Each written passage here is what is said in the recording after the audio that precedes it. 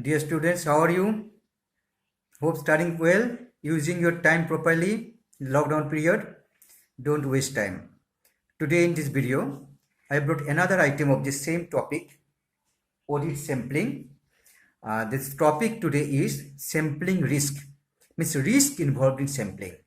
Sampling, that the test checking is also based on sampling. So the risks that are associated with sampling. So this can be, I'll discuss two types of risks here, sampling risk and non-sampling risk. Both I'll be discussing in small video. I'll find some, show you some differences between the two also. So first you see what is sampling risk. Sampling risk. Your topic is sampling and non-sampling risks, or it may be only sampling risks. I'll be discussing both. Sampling risk is the possibility that the items selected in a sample are not truly representative of the population being tested. See, population means total transactions, totality, is also known as universe, and out of that you choose a small portion for checking. The small portion is known as sampling. The risk is that if the small portion is not representative of the total, suppose there are 10 lakh transactions and you have chosen, let's say, 50 transactions for checking. It's not representative. By checking 50 transactions, you cannot comment on 10 lakh transactions, isn't it? So this is not representative. So this choosing of selection of sample, that is a risk sometimes. It has been proved to be a risk. So it's very careful about choosing the sample or selecting the sample. This is a major issue since an auditor does not have time to examine the entire population. He must rely on the sample, but selection of sample may be sometimes wrong. One error that can arise from sampling risk is that auditor erroneously concludes that fewer problems with the population than expected. Sometimes some preconceived knowledge, opinion is in the mind of the auditor. He is thinking that no, there would not be any problems. There will be very less problems. This types of attitude is bad. Again, some auditors think, no, in this organization there will be many problems. So that type of attitude develops in mind, preconceived attitude, and goes for auditing. That may lead to some sampling errors, some errors in the overall checking, because he should not have any preconceived opinion. He should check, he should find the reality, and then he should comment. If he has some attitude of having some preconceived knowledge, preconceived opinion, that may lead to errors. Sampling risk is actually occurs when auditor applies the procedure to the sample to judge entire population. See, in test checking we've seen, if all the transactions are checked, there is no problem, but you don't have time, so checking few transactions. That is test checking, or that is sample checking. If that sample checking selection is wrong, then if the samples are not representative, if the samples are biased, in a biased way it is selected, then it will lead to risk. Sampling risk is the risk that the auditor's opinion would have been different if the procedures were applied to the entire population. So in very simple, what is sample risk? Suppose the auditor checks the 100% transactions, then there will be some opinion, and if auditor goes for sample checking or test checking, so opinion should be same. But if the opinion is different, then there's a risk. So if the opinion is same, if you check the sample, you get some result. If you check the total, get the same result. If that is same, then you can say no risk. But it very often, it doesn't happen like that. The risk is there. When you check the total and when you check the sample, some risk is there. The result will not be same. That risk is sample checking, sample risk. Now let me tell you what is non-sampling risk. Non-sampling risk, dear students, it is not based on selection of sample. Samples are selected, but still some risk is there. Samples are correctly selected. Samples are representative, but in spite of that, there are some risk. What is that? Non-sampling risk is the risk that despite having selected an appropriate sample, the auditors will arrive at a wrong conclusion.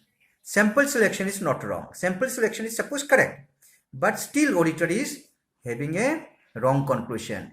If the auditor has chosen right sample and still makes faulty conclusion due to other reasons, it is non-sampling risk. See, sample is correctly chosen, auditor has checked correctly also. In spite of that, I don't know why, due to some reason, the auditor is concluding wrongly, giving wrong conclusion. There are many reasons for that. So that is non-sampling error. Now, let me tell you very brief the distinction between sampling error and non-sampling error very quickly. Sampling error and non-sampling error, the distinctions. So number one, sampling error. You write sampling error and non-sampling error. Make a table. So under sampling error, number one, the risk that auditor reaches an incorrect conclusion because the sample is not representative of the population. This is sampling error. You write in non-sampling risk, right side, number one, the risk that the auditor reaches an incorrect conclusion for any reason not related to sampling risk. Okay. So number one is clear. Number one, it is, I told you that risk is related to selection of sample, and this side non-sampling error, non-sampling risk, the point is it is not related to sample selection. Number two, in sampling risk, number two, the proper sampling method was selected and applied but failed to uncover the material misstatement. Very risky. In sampling risk number two, see, sample were properly collected. Everything was correct. But unluckily, the risk is that the mistakes and misstatements and errors and frauds and manipulations were not lying in the sample area. It is lying on the area which is not selected for checking. Misfortune. That is also sampling error. And in non-sampling side number two, results from auditor's failure, lack of due care. Non-sampling error, non-sampling risk arises due to auditor's own lack of care, carelessness. Then again sampling risk number three, this side, left side you write. Sampling risk occurs because of nature of sampling. Auditor can reduce the sampling risk but cannot eliminate it altogether. See, number three, left hand side, sampling risk.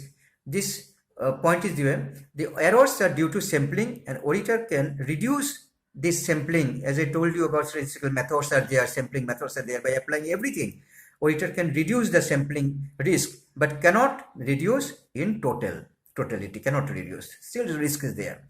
And non-sampling risk is the right hand side, number three, failure to apply effective and appropriate procedure, doing wrong procedure. Samples are collected properly, but auditor applied wrong procedure. So that is non-sampling error, non-sampling risk, right hand side, number three. Now next point, sampling risk is left hand side, number four. Sampling risk can be reduced by giving every item equal chance of being selected. Okay, sampling risk can be reduced by giving every item of equal chance of being selected. And this side you write non-sampling, number four. Non-sampling risk can be reduced by increasing auditor's competence and enhancing supervision of the staff. So non-sampling error can be reduced by increasing auditor's competence and increasing supervisory staff's competence also. So here you found the last point, number four. Sampling error can be reduced by proper sampling, by scientific sampling, by giving equal chance to every item to be selected. And non-sampling error can be reduced, non-sampling risk can be reduced, non-sampling risk can be reduced by increasing the competence of the auditor and increasing the competence of the auditor staff.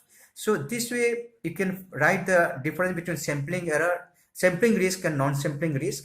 And please, you go by your books, whatever books you are having, go by books, you learn there and add to, I have given the conception so this concept is clear to you, and now you study the book, you'll understand it. I believe you can understand it. If there's any problem, you can again contact me. So you find out what is sampling risk, what is non-sampling risk, what are the distinctions, why these risks are there, how can be reduced, how one can reduce these risks. So please go by this from the book.